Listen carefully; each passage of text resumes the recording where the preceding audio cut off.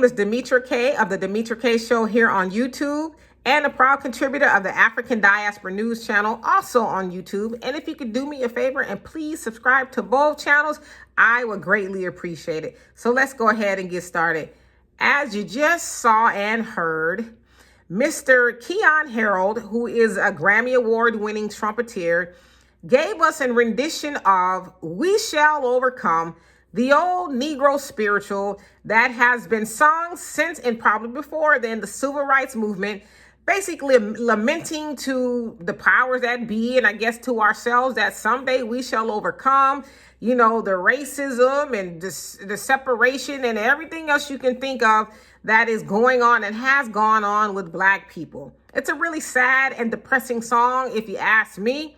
And so, as you saw, Al Sharpton and Benjamin Crump were standing right beside him, and, you know, they're nodding and they're singing, and everybody else is in the background, and he's just really going for it with his trumpet. And I thought to myself, as I heard that, this can't be real life.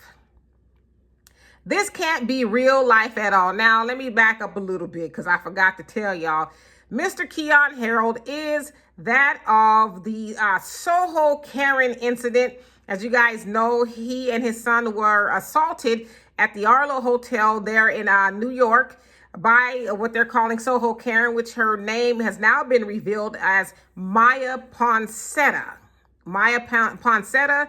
She is actually the 22-year-old woman who accosted he and his son, accusing them of stealing her iPhone, when in fact the iPhone was left in an Uber, and the Uber driver brought the cell phone back to the hotel. And you guys have heard the story a million times by now. And if you haven't, you can check out the video that Vicky Dillard did also on the African Diaspora News channel.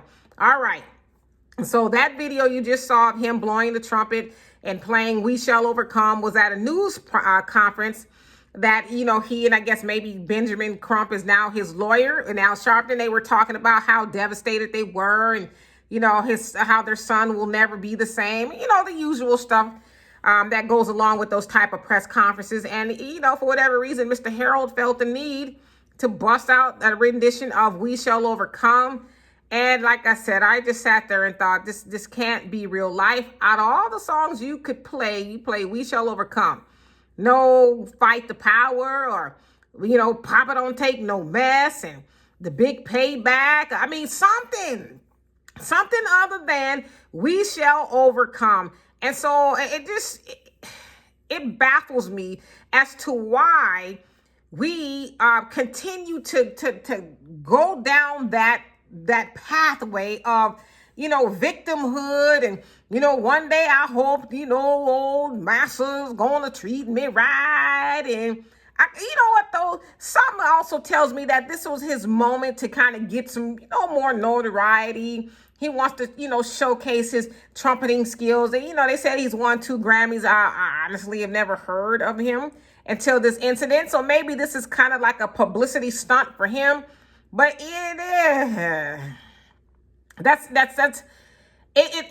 forgive me, but to me, it was that of butter biscuiting, if that makes any sense, that you would play that song. It's like, wow, like, where are what? Because, like, you guys, I'm in PR, public relations expert here. And so I often wonder, where are their PR people? Not the whitewash ones, but the ones that's going to give it to you straight and say, hey, you know what, Mr. Harrold, please don't get out there and embarrass yourself and the rest of us by playing that old Negro spiritual of We Shall Overcome.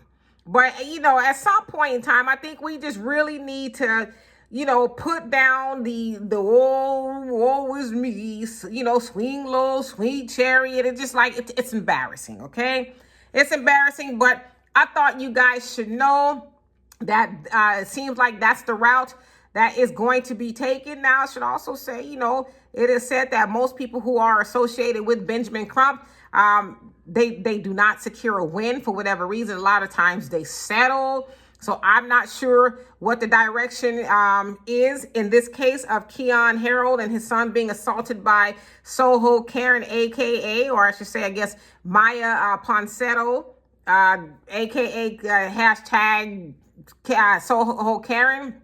But it's rather embarrassing, to say the least. And so we need to, at some point in time, stop the butter biscuiting and start acting victorious and stop being apologetic rather about the things that have happened to us. Because when I heard that song, I heard him almost like pleading to white supremacy to, one day we gonna overcome all the things you're doing to us. But it was really embarrassing. So anyway, you guys, please, if you haven't already, please subscribe to this channel for more insightful commentary and do all that you can to support New Black Media, because we are getting you the stories that you wouldn't hear anywhere else. And so you guys have a great day.